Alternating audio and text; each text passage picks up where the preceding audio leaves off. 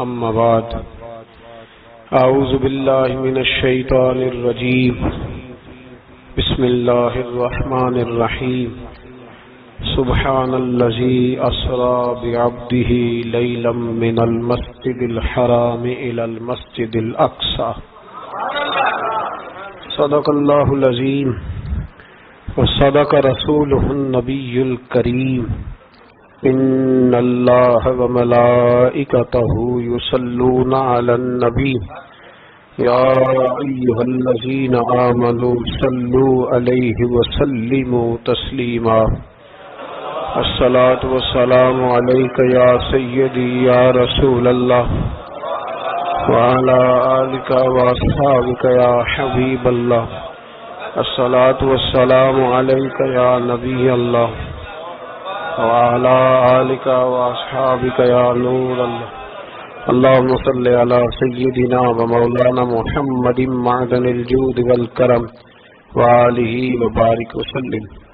تمام تعریفیں حمد و ثنا اللہ تعالی جل مجدہ الکریم کے لیے، ہر قسم کے درود و سلام نبی اکرم نور مجسم شفیع معظم آقا کل ختم رسول دانا سبل احمد مجتبی جناب حضرت محمد مصطفیٰ صلی اللہ تعالی علیہ وسلم کی ذات والا صفات کے لیے حمد و صلات کے بعد اللہ کریم نے قرآن مجید میں فرمایا سبحان الذی اسری بعبدہ، پاک ہے وہ ذات جس نے اپنے بندہ خاص کو سیر کرائی، لیلا من المسجد الحرام الى المسجد الاقصی، رات کے کچھ حصے میں سیر کرائی اور مسجد حرام سے لے کر مسجد اقصی تک سیر کرائی۔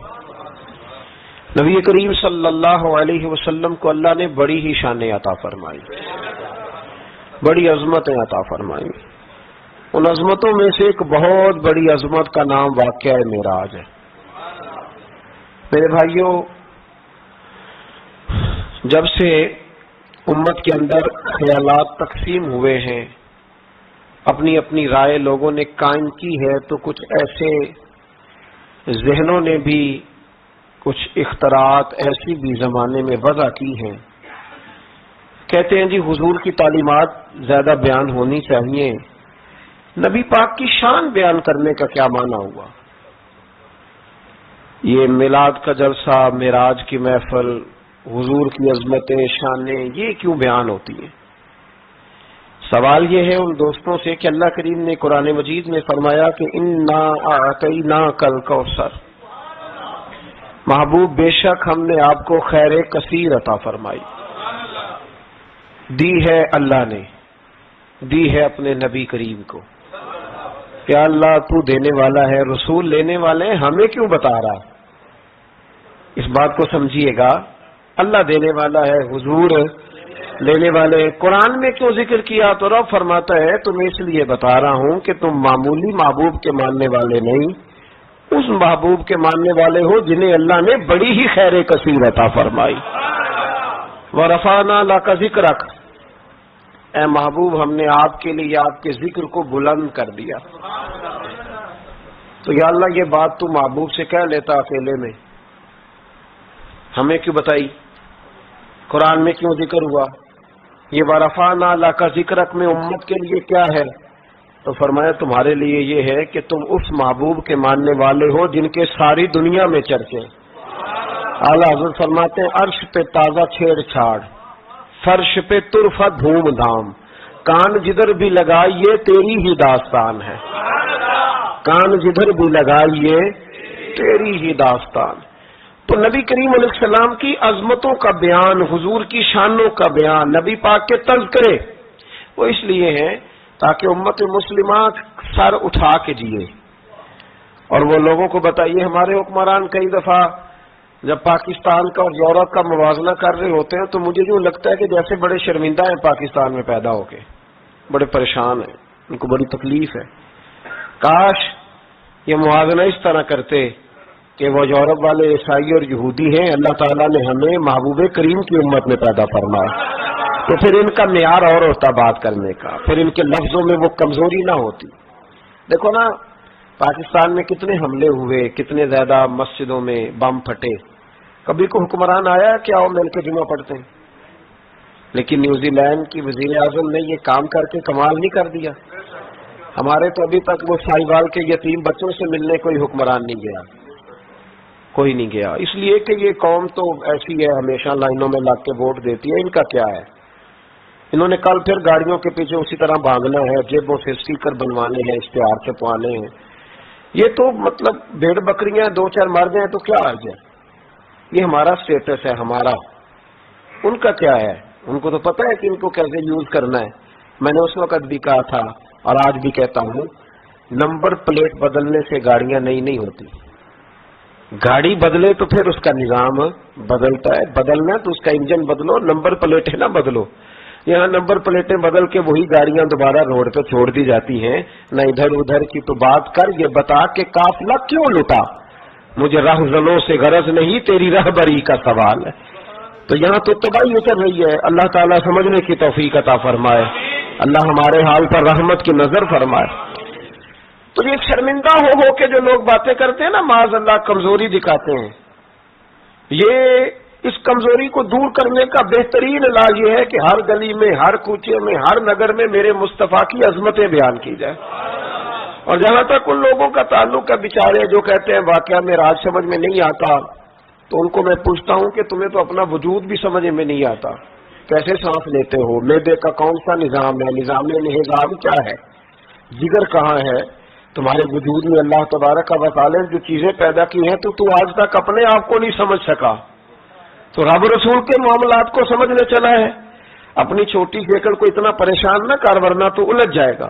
کہتے جی سمجھ میں نہیں آتا، جی کیسے گئے، کس طرح گئے، کیوں کر کے گئے؟ تو نبی پاک نے تو کہا ہی نہیں میں گیا ہوں، حضور نے تو بعد میں کہا ہے میں گیا ہوں، پہلے تو رب فرماتا ہے سبحان الذی، جو لے کے گیا ہے وہ ہر عیب سے، ہر نقص سے پاک ہے، وہ جو بھی بیان کرتا ہے حق اور سچ ہی بیان کرتا ہے۔ ایک زمانے تک یہ جو دہریے قسم کے لوگ تھے نا، عقل کے پجاری، ایک زمانے تک یہ کہا کرتے تھے کہ حضرت سلیمان علیہ السلام کا تخت ہوا میں کیسے اڑتا تھا؟ 80 من اس کا وزن تھا تو وہ ہوا میں کیسے اڑتا تھا؟ جی کچھ لوگ اس پہ بیٹھے ہوتے تھے پھر بھی وہ ہوا میں اڑتا تھا۔ ہمارے اس زمانے کے علماء اس کا جواب دیتے تھے، وہ تخت جی ہوا میں کیسے اڑتا تھا؟ بڑا اعتراض ہوتا تھا، بڑی اس پر باتیں ہوتی تھیں۔ اب نہیں آپ سنتے ہوں گے کوئی بات، کیوں بلا؟ اب ہر روز جہاز اڑتا ہے اور اس تخت سے زیادہ وزن لے کے اڑتا ہے، 500 550 سواری ہوتی ہے، ہر سواری کا 2 من وزن بھی ہوتا ہے۔ اور جب پائلٹ اعلان کرتا ہے نا کیبن سے کہ ہم 38,500 فٹ کی بلندی پہ جا رہے ہیں، تو کوئی شخص اعتراض نہیں کرتا۔ اب چھوڑ دیں حضرت سلیمان کے تخت پر اعتراض کرنا، اس لیے کہ سارے اوڑ کے آتے جاتے ہیں۔ اب ذرا ٹھہر گئے ہیں، اب یہ ٹینشن ختم ہو گئی کہ حضرت سلیمان کا تخت کیسے اٹھتا تھا۔ پھر ایک نیا اعتراض شروع ہو گیا، الم تر کیف فعل ربک باصحاب الفیل، کہ اتنا چھوٹا سا کنکر اور اتنا چھوٹا سا بابیل اور اتنے بڑے ہاتھی کو کنکر مارے تو اتنے سے کنکر سے ہاتھی کیسے مر جاتا ہے؟ بڑی پریشانی تھی بھئی، کنکر چھوٹا ہاتھی بڑا کیسے مر گیا؟ پھر اللہ نے فضل کیا تو بندوق کی گولی ایجاد ہو گئی، کہنے لگے نہیں پریشر سے لگے تو ہاتھی ماری جاتا ہے۔ اب اس کے بعد دوبارہ اس بات پر اعتراض نہیں کرتے۔ پہلے کہتے تھے کہ انسان کیسے جاتا ہے، کیوں کر جا سکتا ہے، ممکن کیسے ہے، یہ مطلب کیسے ہو گیا، معراج کیسے ہوئی؟ تو پھر ایک بندہ چاند سے تو ہو آیا ہے، اور جس نے وہ بندہ چاند پہ اتارا ہے اس نے کہا ہے کہ یہ آخری منزل نہیں، اس سے آگے بھی انسان جا سکتا ہے۔ تو میرے مصطفیٰ کریم نے فرمایا تم تو اب جانے کی باتیں کرتے ہو نا، جہاں تک میں ہوں آیا ہوں تم سوچ بھی نہیں سکتے۔ کوئی رہ فلک اتے یار گیا، کوئی جا سدراتے ہار گیا، ایک کالیاں زلفاں والا سی جڑا لنگرشاں تو بھی پار گیا۔ فرمایا تم نہیں نہ جا سکتے، تم سچی باتیں، کمزور باتیں۔ اور ایک اور بات میں آپ کو عرض کروں، نبی کریم علیہ السلام کے لیے کام اتنا مشکل نہیں تھا جتنا قوم سمجھتی ہے نا۔ وہ ہمارے اپنے کچھ نادان دوست ہیں، اپنی عقل چھوٹی ہوتی ہے تو وہ اس عقل میں کیا کیا آئے گا، اتنی کچھ چیز ہوتی ہے اس میں اتنا سامان آتا ہے نا، تو اپنی عقل چھوٹی ہوتی ہے تو بجائے اس کے کہ وہ ایمان لے آئیں اللہ کی حکمتوں پر، وہ عقل کے ترازو پر چھوٹی سی عقل کو پریشان کرتے ہیں، چھوٹا سا دماغ ہوتا ہے، ہر وقت ٹینشن میں رہتے ہیں۔ وہ جی کیسے گئے، کس طرح کر کے گئے، تو میں کہتا ہوں نبی کریم کے لیے یہ مسئلہ ہی کوئی نہیں، حضور کے لیے یہ کوئی مسئلہ. حضور فرماتے میں تو اس وقت بھی نبی تھا. یہ ترمذی میں ہے، ترمذی ہے، سیاستہ کی حدیث ہے. یہ سمجھیں گے دین ہے، یہ عقیدہ ہے، اس کو سمجھا کریں. فرمایا میں تو اس وقت بھی نبی تھا جب آدم علیہ السلام کی مٹی گوندی جا رہی تھی. تو محبوب تو پہلے بھی ان سارے نظاروں کو جانتے ہیں، ہر چیز حضور کی نظر میں ہے. اور اس کے بعد بھی، اس کے بعد کا جو ماحول ہے وہ بھی انوکھا ہے. بدر میں ایک عورت کا بچہ شہید ہو گیا، سیاستہ میں حدیث ہے. حضور کی بارگاہ میں آئی، نبی کریم منبر پہ بیٹھے ہیں، آ کے عرض کرنے لگے یا رسول اللہ صلی اللہ علیہ وسلم میرا بیٹا جہاد میں شہید ہو گیا، مجھے بتائیں وہ کہاں ہے. اگر جہنم میں ہے تو میں روؤں گی، آہوزاری کروں گی، اگر جنت میں ہے تو میں شکر ادا کروں. حضور بتائیں. تو جنت دوزخ کا معاملہ تو قیامت کے بعد ہے، یہ تو دور کی بات ہے. مدینے میں بیٹھ کر، مسجد نبی میں بیٹھ کر بی بی نے سوال کر دیا. حضور نے نہیں فرمایا کہ بی بی یہ تو قیامت میں پتہ چلے گا نا. حضور بیٹا کہاں ہے؟ حضور نے جو نظر اٹھائی، فرمایا بی بی جنتیں ہیں 8، جو سب سے اعلیٰ جنت ہے نا وہ اللہ نے تیرے بیٹے کو عطا فرمایا. سب سے اعلیٰ جنت میں ہے تیرا بیٹا. مرحوم اعظم چشتی نے ایک جملہ کہا تھا، انہوں نے کمال کر دی. کہنے لگے ایسا کوئی محبوب کہیں ہوگا نہ کہیں ہے، بیٹھا ہے چٹائی پہ مگر عرش نہیں ہے. اور ایک جملہ اتنا شاندار ہے، اتنا شاندار ہے کہ میں جب پڑھتا ہوں تو میں مرحوم کے لیے دعا کرتا ہوں. انہوں نے کہا کہ تو جو چاہے تو ہر شب ہو مثال شب اسرا. محبوب اگر آپ چاہیں تو روز معراج ہو. تو جو چاہے تو ہر شب ہو مثال شب اسرا، اس لیے کہ تیرے لیے 2-4 قدم عرش بری ہے. تیرے لیے 2-4 قدم، تیرے لیے 2-4 قدم عرش بری ہے. اور کہنے لگے ہر ایک کو میسر کہاں اس در کی غلامی. اس در کا تو دربان بھی جبریل امی ہے، اس در کا تو دربان بھی جبریل امی ہے. اور ملتا نہیں کونین کو کیا کیا تیرے در سے ایک لفظ نہیں ہے جو تیرے لب پہ نہیں ہے. نبی کریم صلی اللہ علیہ وسلم کے لیے یہ کوئی مشکل نہیں. جس طرح ہم الجھے ہوئے نا کہ مطلب کیسے، تو کس طرح، تو کس انداز میں، تو وہاں یہ کوئی کھاتا ہے ہی نہیں. حضور کے لیے تو 2-4 قدم ہے، جب چاہے جب چاہے. تو ایک صاحب تھے، مجھے کہنے لگے کہ وہ جی حضور تو گئے تھے، حضرت جبریل لے کے تھے پروں پہ بٹھا کے. پہلے براق پہ گئے تھے، پھر حضرت جبریل کے پروں پہ، پھر رف پہ. ویسے تو نہیں نا بشر جا سکتا. تو میں نے کہا چلو مہربانی کرو تم بھی کسی دن براق پہ بیٹھ کے چکر لگا ہی جاؤ. کوئی کوشش کرو نا یار، کسی جگہ پہ ٹھہرو تو صحیح. عجیب فلسفہ کہتے حضور. تو میں نے کہا چلو وہ تو رف تھی، حضرت جبریل کے پر تھے، براق تھا. تو وہ جو نبی پاک بعد میں 9 مرتبہ گئے اور آئے، حضور 50 نمازیں لائے نا. تو حضرت موسیٰ نے کہا کہ محبوب نہیں پڑھی جائیں گی، تو حضور گئے، 5 کی معافی ہوئی، پھر آئے. تو حضرت موسیٰ نے کہا کہ محبوب نہیں، یہ نہیں ہوگا. یہ بھی نبی پاک کی فرما برداری ہے اللہ کی بارگاہ میں. حضور نہیں کہتے ٹھیک ہے یا اللہ تو 50 کہتا تو 50 ہی قبول ہے. حضرت موسیٰ نے کہا محبوب نہیں، آپ کہیں، آپ کہیں. اور یہ حضرت موسیٰ کے دل میں بات بھی اللہ نے ڈالی، یہ بھی اللہ نے ڈالی کہ آپ میرے محبوب سے کہیں. انہوں نے نہیں کہنا، ان کو تو جو کہہ دیا جائے قبول ہے. حضور واپس گئے تو 9 چکر لگائے نبی کریم نے. اس کا مطلب ہے کہ اب وہ جو 9 چکر حضور گئے اور آئے تو وہ حضرت جبریل کے پروں پہ لگائے تھے. کسی جگہ کسی روایت میں ملتا ہے کہ حضور نے فرمایا جبریل ادھر لا دوبارہ براق پھر جانا ہے، ادھر پر دوبارہ لا یا براق دوبارہ لا. 9 دفعہ گئے اور 9 دفعہ آئے. پھر مان لو کہ تیرے لیے 2-4 قدم عرش بری ہے، تیرے لیے 2-4 قدم عرش بری ہے. محبوب کی عظمت کو سمجھو. حضور جب چاہے، جس وقت چاہے، جس وقت چاہے، جس وقت دل چاہے. یہ تو میرے محبوب کا آنا جانا ہے، یہ تو رسول پاک کا آنا جانا ہے. حضور کا جب جی چاہے آئے، جب جی چاہے جائے. حضور نماز پڑھا رہے تھے، یہ صحیح مسلم کی حدیث ہے. مسلمانوں ساری زندگی آنکھیں کھول کے، دل کھول کے، خوشبو کی طرح مہک کر، پھولوں کی طرح تازہ تر و تازہ رہ کے زندگی گزارو، اس لیے کہ رب کریم نے تمہیں شانوں والا رسول عطا فرمایا ہے. طبیعتیں ٹھنڈی رکھو، مزاجوں میں سکون رکھو، خوش ہو جایا کریں حضور کا. آپ یقین کریں کسی جگہ محفل میلاد لکھا ہوتا ہے تو طبیعت ٹھنڈی ہو جاتی کہ یہاں میرے نبی کی نعتیں پڑھی جائیں گی. کسی جگہ محفل معراج لکھا ہوتا ہے تو طبیعت ٹھنڈی ہو جاتی ہے یہاں حضور کا ذکر ہوگا. یہ نا اپنے دل میں شوق پیدا کریں. جو لوگ کہتے ہیں نا بڑے دکھ ہیں تو وہ حضور کی نعت سن کے راضی ہونا سیکھے, اللہ انہیں سکھ عطا فرمائے گا. جو کہتے ہیں ہم بڑے پریشان رہتے ہیں تو وہ حضور کے درود و سلام سے راضی ہونا سیکھے, اللہ سکون عطا فرمائے گا. سنگیو یاد رکھو, جو کہتے ہیں کہ دل بے قرار رہتا ہے, اپنے دل کو حضور کی تعریف سے جوڑ لے, رب تیرے دل کو سکون عطا فرمائے گا. خوش ہونا سیکھے حضور کا نام سن کے, ٹھنڈا ہونا سیکھیں, طبیعتوں کو کلیجوں کو ٹھنڈا کرنا سیکھیں, اللہ راحت عطا فرمائے گا. لیکن اگر بحث ہی بحث کرنی ہے تو کیسے جی, کس طرح جی, کس حال میں. میں بڑی تنقید کرتا ہوں پیسے لینے والوں, طے کرنے والوں پر, تو کئی جگہ تکلیف بھی بڑی ہوتی ہے. ایک بندہ بڑی پیاری نعت پڑھ رہا تھا, بڑی پیاری, میں بھی سٹیج پہ موجود تھا. تو ایک صاحب سے میں نے کہا کہ یار آج تو مزہ آ گیا, کلام سننے کا لطف آ گیا. تو کہنے لگا اس نے 40,000 بھی لیا ہم سے.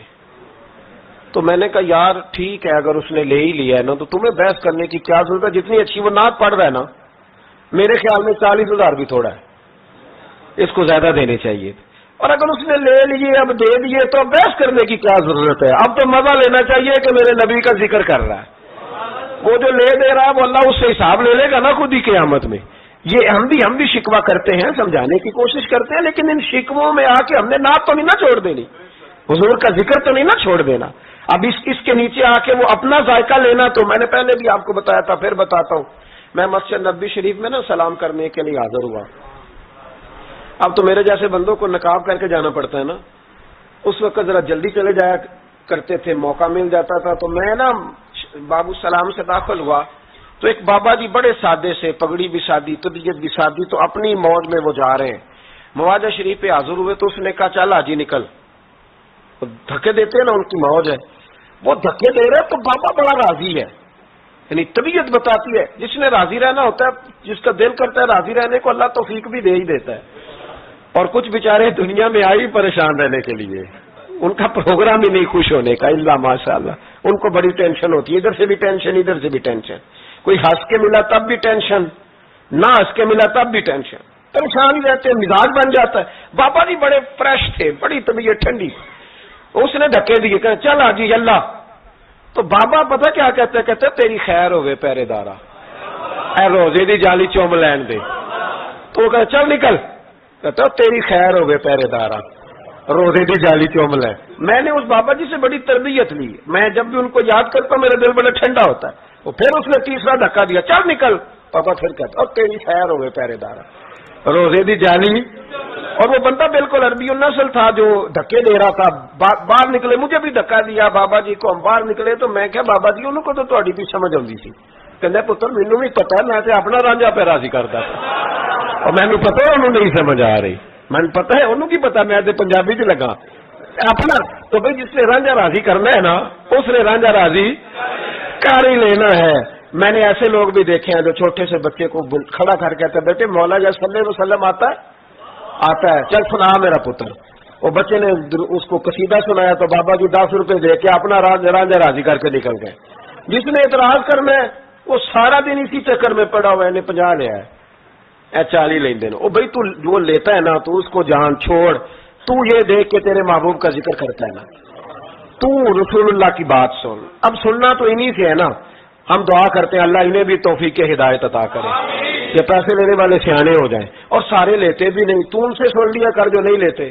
سن تو صحیح نا, اپنا رنجا تو راضی کرنا, شوق تو بیدار کر, طبیعت میں ٹھنڈک تو پیدا کر. میرے رسول کریم علیہ السلام کی جو شانیں ہیں, حضور کی جو رفعتیں ہیں, نبی پاک کی جو بلندیاں ہیں, رسول پاک کی جو حضور کو اللہ نے کرام دیا ہے, وہ گلاب کی طرح طبیعت کو مہکا دیتا ہے.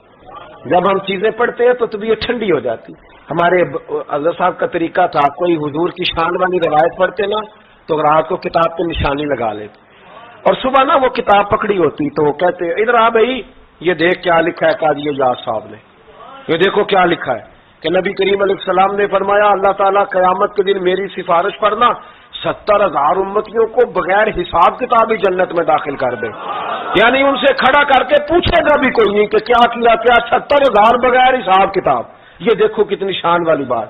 تو وہ ٹھنڈا کرنا چاہتے تھے نا اپنے دل کو، تو ان کے دل ٹھنڈے ہو جاتے تھے. ایک بات سننا تو طبیعت پھولوں کی طرح مہک جاتی. ایک حدیث پڑھتے تھے تو اسی کے سکون میں رات کو سو جاتے تھے. پروگرام بنائے کہ حضور کی جب تعریف ہو، جب موقع ہو تو پھر طبیعت ٹھنڈی ہو. سنیں، میں نے کہا 2-4 قدم عرش بری ہے. نبی کریم علیہ السلام نماز پڑھا رہے تھے. ظہر کی نماز تھی یا عصر کی نماز تھی، صحیح مسلم میں موجود ہے. حضرت ابو ہریرہ فرماتے ہیں نماز پڑھاتے پڑھاتے نبی پاک نے قدم آگے کیا. نماز پڑھاتے پڑھاتے قدم آگے کیا اور یوں ہاتھ اٹھایا، پھر واپس کر لیا.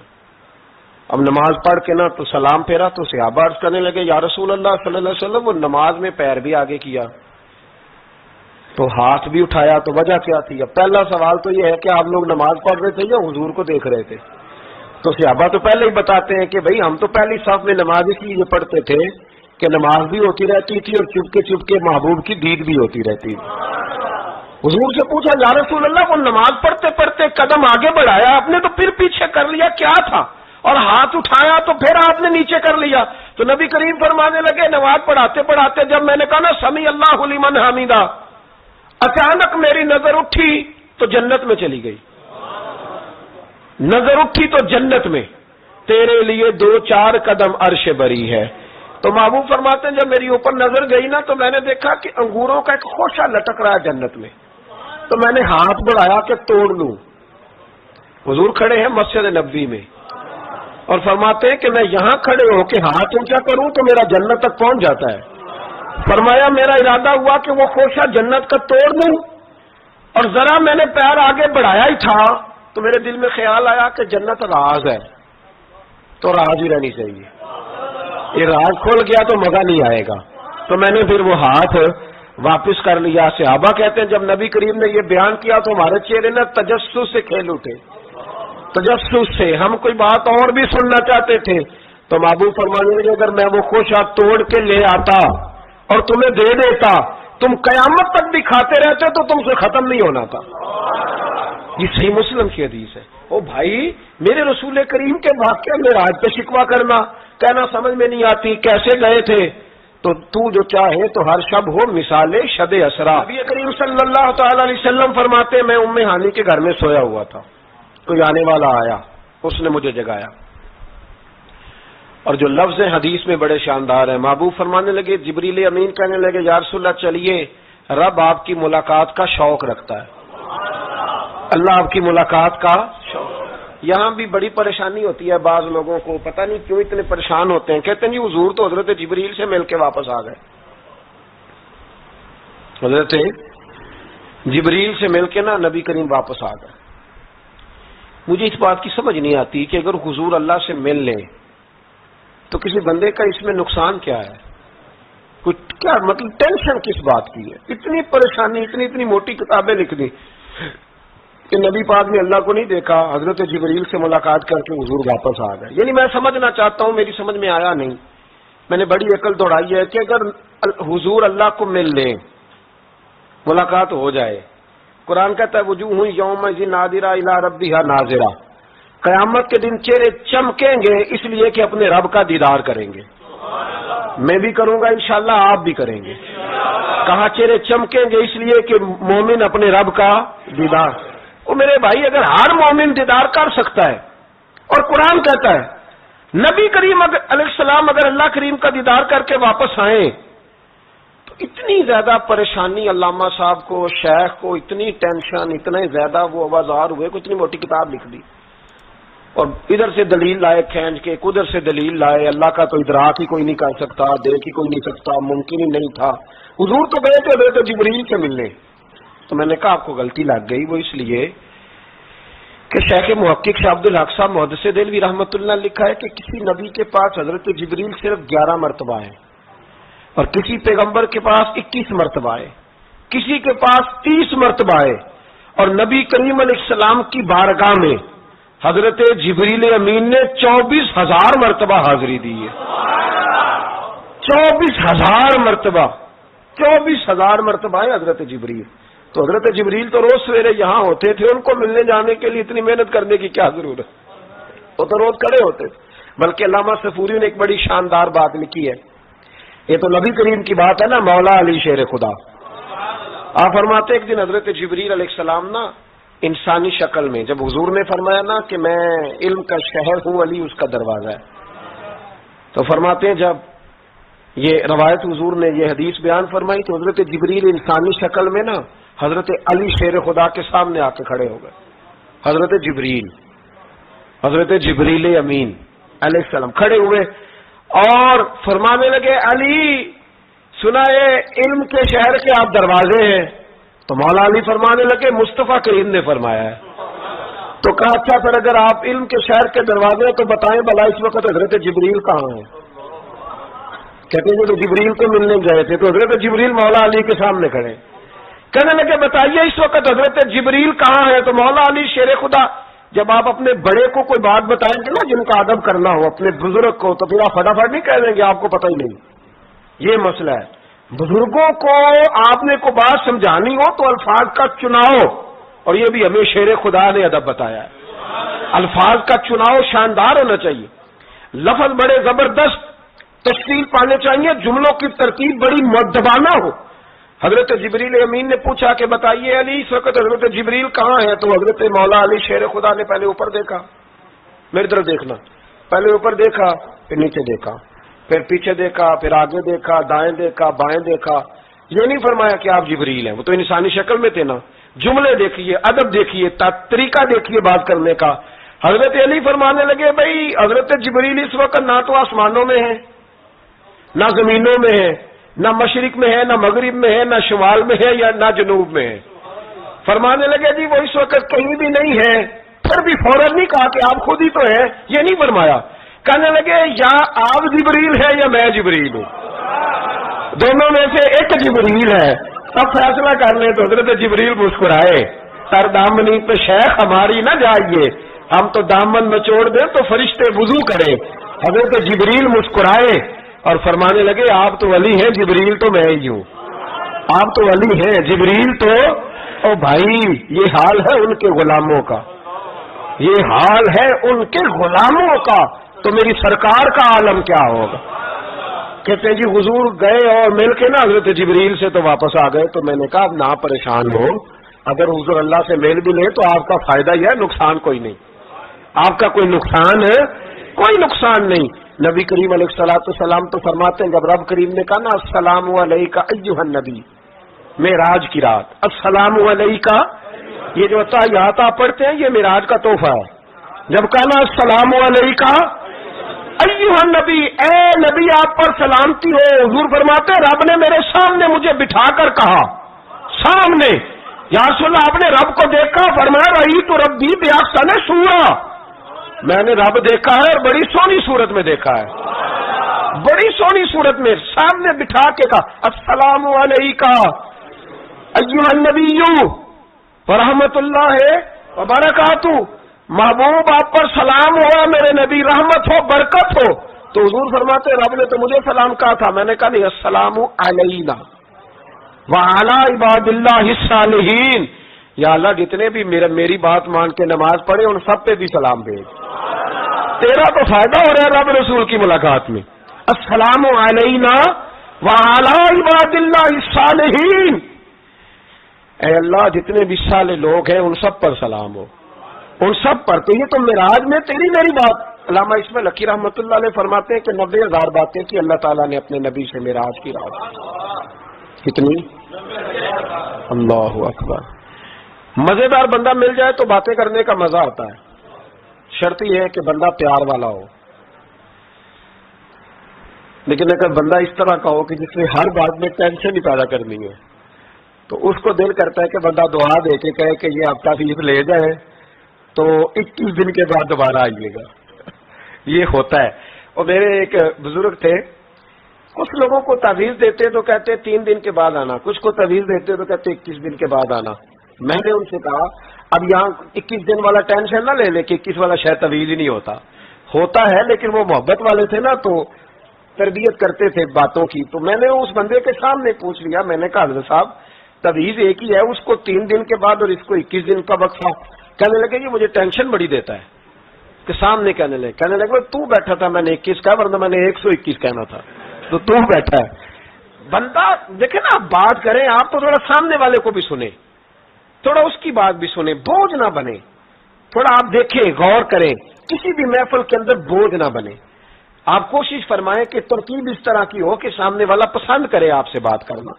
مسلمان تو پھول ہوتا ہے, وہ جہاں جاتا ہے خوشبو ہی چھوڑ کے آتا ہے. ایسا نہ ہو کہ مطلب آپ آئیں تو کہیں جی وہ مجھے تو کسی نے ریسیو ہی نہیں کیا, میری تو اہمیت ختم ہو گئی, کوئی پروٹوکول ہی نہیں ہے, کوئی پوچھنے والا. اس سے نقصان ہوتا ہے, اس سے سامنے والے کو بھی آپ پریشان کرتے ہیں, اپنے آپ کو بھی. کوشش فرمائے. دیکھیں نا اللہ رسول کی ملاقات بھی ایک رات کی اور 90,000 باتیں. اور علامہ اسماعیل حقی فرماتے ہیں کہ رب کریم نے فرمایا محبوب 30,000 نہ ساری امت کو بتانا. حضور نے بتائیں آ کے 30,000. اس میں نماز بھی ہے, اتحیات بھی ہے, حضرت بلال حبشی کا مقام بھی ہے. نبی کریم نے یہ بھی فرمایا کہ میں نا معراج کی رات محل بھی دیکھ آیا ہوں, اس پر عمر بن خطاب کا نام بھی لکھا ہوا ہے. 30,000 باتیں حضور نے آ کر بیان فرمائی اور کہا محبوب 30,000 باتیں نا خاص لوگوں کو بتانی, خاص کو. ہر بندے کا ہاضمہ درست نہیں ہوتا. وہی سالن کہا کہ کچھ کہتے ہیں بڑا مزہ آیا, کچھ کہتے ہیں ساری رات نیند ہی نہیں آئی. حالانکہ معاملہ ہوتا ہے ہاضمے کا. ہر آدمی درست ہاضمہ نہیں رکھتا تو لوگ ہاضمہ صحیح کرانے کی بجائے سامنے والے کی ہانڈی صحیح کراتے رہتے ہیں. اس کو کہتے رہتے ہیں کہ تو لہسن زیادہ ڈالا کر. او بھائی تو اپنے ہاضمے پہ تھوڑی محنت کر, صبح واک کیا کر, دہی شہی کھایا کر, پھر بھی نہ ٹھیک ہو تو صبح شامل سب گول استعمال کیا کر, اس کے چھلکے سے فائدہ لے. کہ سارا اعتراض سامنے والے کی ہنڈیا پہ ہی ہے. نبی کریم صلی اللہ یہ جو ہاضمہ خراب ہو جاتا ہے پھر بندہ ٹینشن لیتا ہے, کہتا ہے نہیں جبریل سے ملے تھے, اللہ کا دیدار ہی نہیں کیا, وہ تو بس خواب کا معاملہ تھا, خواب میں گئے تھے. خواب میں بھائی میں آپ سے کہتا ہوں کہ میں نے رات کو خواب دیکھی ہے پاکستان کا صدر بن گیا, تو آپ کو کوئی پریشانی ہے؟ کیونکہ خواب میں امریکہ کا بھی بن جاؤں تو آپ کو کیا ٹینشن ہے؟ خواب جو ہوئی. حضور اگر فرماتے میں خواب میں گیا ہوں تو کسی کافر کو کوئی پریشانی ہوتی تھی؟ کیوں کچی باتیں کرتے ہو؟ خواب والی بات ہی کوئی نہیں. اور کہاں قرآن پاک میں آیا کہ خواب میں سیر کرائی؟ سبحان اللہ جی اسرا بعبدہ, بندہ خاص کو سیر کرائی. کچھ پنجابی کے لوگ اتنی شاندار باتیں کرتے ہیں کہ مضمون سمیٹ دیتے ہیں. ایک درویش نے کہا تھا سی معراج ایک راز, سی معراج فاوحا الی عبدہ ما ہوا. ہم نے اپنے بندہ خاص سے باتیں کی جو بھی کی. کہا سی معراج ایک راز محبتاں دا نہیں سی ہر ایک دی سمجھ وچ آਉਣ والا. کچھ کہندے نے بند دروازے سن, گیا کیویں سی عرش تے جان والا, تے ابر دخل کیے تھے عقل دائے جانے جان والا یا لے جان والا. تو اتنا کیوں پریشان ہے؟ جانے جان والا یا اللہ کہتا ہے میں لے گیا, حضور کہتے میں گیا. یہ نیچے بیٹھ کے فیصلے کر رہا ہے نہیں جبریل سے ملے تھے. نہیں وہ تو بس یہ اللہ کی تو ملاقات ہی نہیں, وہ تو خواب میں گئے تھے. تجھے بڑی پریشانی ہے, تیری پریشانی کچھ سمجھ میں نہیں آتی. بلا وجہ یہ کچھ لبرل قسم کے لوگ ہر بات کو عقل کے ترازو میں تولتے. میرے رسول کریم علیہ الصلوۃ والسلام تشریف لے گئے اور میرے بزرگوں نے ایک بات کی ہے جو بڑی شاندار ہے. اللہ اکبر. کچھ چیزیں ساری کتابیں کھنگالنے سے بھی نہیں ملتی, تو رب کریم کا بندہ بولتا ہے تو کمال کر دیتا ہے. وہ اصل میں کتاب و سنت کا نچوڑ ہی بیان کرتے ہیں اور کمال کر دیتے ہیں. کمال. کرسی پر وزیر اعظم کی کرسی پر بیٹھنا اتنا مشکل نہیں جتنا کرسی چھوڑنا مشکل ہے. جو آج کے جب وزیر اعظم بنا ڈکٹیٹر بھی بنے تو انہوں نے بعد میں سیاسی پارٹیاں بنا لی کہ شاید دوبارہ کچھ عقل چل ہی جائے. مصر میں ایک ایسا وقت گزرا ہے کہ جس کو بادشاہ بناتے تھے جب اس کی مدت ختم ہوتی تھی نا اس کو قتل کر دیتے تھے. بھائی مارتے کیوں؟ وہ کہتے یہ سازش کرے گا دوبارہ بننے کے لیے. یہ ایسا لطف ہے کہ یہ جاتا نہیں. وہ میرے بھائی اوپر جانا کمال نہیں ہوتا, اوپر جا کے اس لیول پر بیٹھ کر غریبوں مسکینوں یتیموں کے پر توجہ رکھنا, اپنے ماحول کو نہ بدلنا.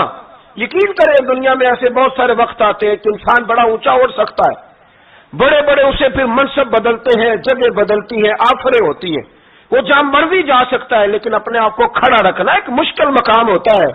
اور بھائی پرانا سجن مل جائے تو لوگ, وہ کلاس فیلو جو کبھی پڑھا کرتا تھا تو لوگ کہتے ہیں ساڈے پنڈ وچ رہندا سی, وہ دوستی وہ گوارا کرنا پسند نہیں کرتے. قربان جاؤں مدینے کے چاند پہ. انسان بھول جاتا ہے, آپ یقین کریں بھول جاتا ہے. جب وہ کھڑا ہوتا ہے نا بارسلونا کے ایئرپورٹ پہ، اور جب وہاں اس کا انٹرویو لیا جاتا ہے، جیو والے وہاں پہنچتے ہیں، مانچسٹر کے اڈے پر جب وہاں ایکسپریس نیوز پہنچ کے پوچھتی ہے کہ آپ کو کیسا لگا یہ دورہ، وہ کہتا ہو میں پتہ نہیں کون سی ہستی ہو گیا ہوں۔ پھر لوگ بات کرتے ہیں تو جملوں میں یوں لگتا ہے کہ تکبر چھلکتا ہے۔ بڑا مشکل ہے اونچا اڑنے کے بعد غریبوں کو، مسکینوں کو یاد رکھنا۔ اور حضور تو اس جگہ گئے تھے جہاں ایک تجلی دے کر حضرت موسیٰ علیہ السلام جیسے پیغمبر بے ہوش ہو گئے۔ حضور فرماتے جب میں گیا تو ادھر بھی نور تھا، ادھر بھی نور تھا، آگے بھی نور تھا، پیچھے بھی نور تھا۔ ایک تجلی گری، لوگ پریشان ہو گئے۔ ایک تجلی گری تو حضرت موسیٰ کلیم ہر چیز بھول گئے، اور حضور فرماتے ہیں نور کے حالے تھے، آگے بھی پیچھے بھی دائیں بھی۔ اس نور کی تجلیوں میں بٹھا کر عرش کے مالک نے جب پوچھا کہ محبوب کوئی بات کر، حضور فرماتے ہیں مجھ سے نہیں بھولا گیا۔ میں نے کہا یا اللہ میرے غریب امتی، یا اللہ گناہگار ہیں، یہ بھول جائیں گے، غلطیاں کر بیٹھیں گے، مہربانی فرما۔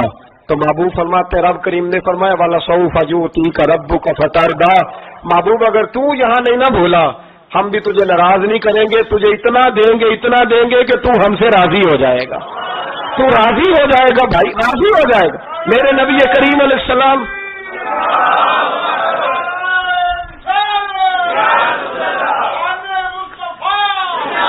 ماشاء اللہ دیکھیں جی، بزرگ جب نعرہ لگاتے ہیں تو یوں لگتا ہے اللہ نے حضرت زلیخا کو جوانی عطا کر دی۔ یہ محبت ہے نا مصطفیٰ کریم کی، یہ جوش پیدا ہوتا ہے نا جی۔ یہ ہمارے حاج صاحب کی مسجد میں نا ایک درویش بابا جی تھے، نعرہ لگاتے تو اٹھ کے لگاتے، کھڑے ہو جاتے۔ تو میں نے ایک دن کہا چاچا جی ٹانگیں کامتی اب نہ اٹھا کرے، کہتے میں نے بہ کے مزہ ہی نہیں آتا۔ یہ حسن ہے، بڑی بڑی ٹھنڈی بات ہوئی یارو، یہ جب پیدا ہوتا ہے تو پھر اللہ بڑا ہی نوازتا ہے۔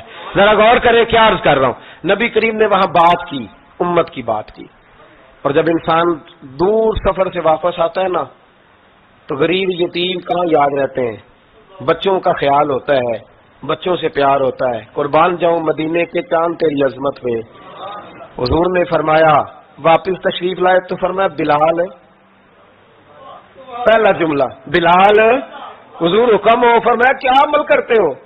یا رسول اللہ کیا ہوا؟ فرمایا میں نے معراج کی رات جنت میں تمہارے قدموں کی آواز سنی ہے۔ یا رسول اللہ وہاں تو لوگ بھول جاتے ہیں، کہاں یاد رہتا؟ فرمایا میں نے سنا ہے، کیا کرتے ہو؟ عرض کی حضور کچھ بھی نہیں، میں کہاں اور جنت کہاں؟ حضور مجھے تو پتہ ہے نا میرا روپ بھی نہیں کہ میرا رنگ بھی نہیں، میں نو یار منان دا ٹنگ بھی نہیں، مجھے تو پتہ ہے نا میں کیا ہوں، مجھے تو خبر ہے۔ حضور میں اور عمل، بلال اور جنت میں آواز۔ تو محبوب نے فرمایا میں نے سنی ہے، بتا۔ عرض کی یا رسول اللہ صلی اللہ علیہ وسلم آپ نے ایک دفعہ کہا تھا جب بھی وضو کرو 2 رکعتیں پڑھ لیا کرو، حضور میں نے کبھی نہیں چھوڑی۔ فرمایا بس پھر اسی وجہ سے یارو سمجھو اور غور کرو، میرے رسول میرے اصحاب فرماتے ایک جملہ استاد جی کا کمال کر دی، فرمانے لگے نبی کریم کا جانا بھی بڑا ہی کمال ہے۔ حضور کا معراج پہ جانا، بول کے بتائیے، بلغ العلا بے، بڑا ہی کمال ہے، بلغ العلا بے کمال، یہ بڑا ہی کمال ہے۔ فرماتے ہیں لیکن غلاموں یاد رکھنا حضور کا جانا بھی بڑا ہی کمال ہے، پر واپس امت کے پاس آ جانا اس سے بڑا کمال ہے، اس سے بڑا کمال ہے۔ یعنی اتنی تجلیات دیکھ کے بھی واپس آنا، اونچا سٹیٹس کر کے تو لوگ پلٹتے ہی نہیں، واپس آنا، وہاں وہ 2 عالم کی رحمت تھے، جہاں چاہتے وہیں رہتے، یہ ان کی مہربانی ہے کہ یہ عالم پسند آیا، یا اللہ میں نے جانا ہے۔ حضور اگر دیکھیں نا حضرت ادریس علیہ السلام گئے تھے، دوستی ہو گئی جنت کے فرشتے سے، تو کہنے لگے تو اچھا دوست ہے، مجھے جنت ہی نہیں دکھائی۔ کہا چلے جناب دکھا دیتے ہیں، فرشتہ لے گیا، حضرت ادریس نے جنت دیکھی تو کہا واپس چلیے، کہنے لگے نہیں جانا۔ کہا وجہ؟ فرمایا رب فرماتا ہے جہاں آئے گا ہم فیہا خالدون، اسی میں رہے گا، تو یہیں رہنا ہے۔ تو کہا یا اللہ یہ تیرا بندہ تو آ کے کہتا ہے واپس ہی نہیں جانا، تو رب کریم نے فرمایا یہ آیا بھی میری توفیق سے تھا، اور اب جو کہہ رہا ہے وہ بھی میری توفیق، اسے رہنے دو۔ تو بھائی حضور نے تو جنت کا مالک دیکھا، جنت بنانے والا رب دیکھا، لیکن پھر بھی فرمایا کہ میں نے واپس، اس لیے کہ میں نہ گیا تو میرے بلال کا کیا بنے گا، میں نہ گیا تو ابو بکر رات کو کیسے سوئے گا، میں لوٹ کے نہ گیا تو عمر کے دن کیسے گزریں گے، فاطمہ وقت کیسے گزارے گی۔ کیسے حسن اور حسین رہیں گے؟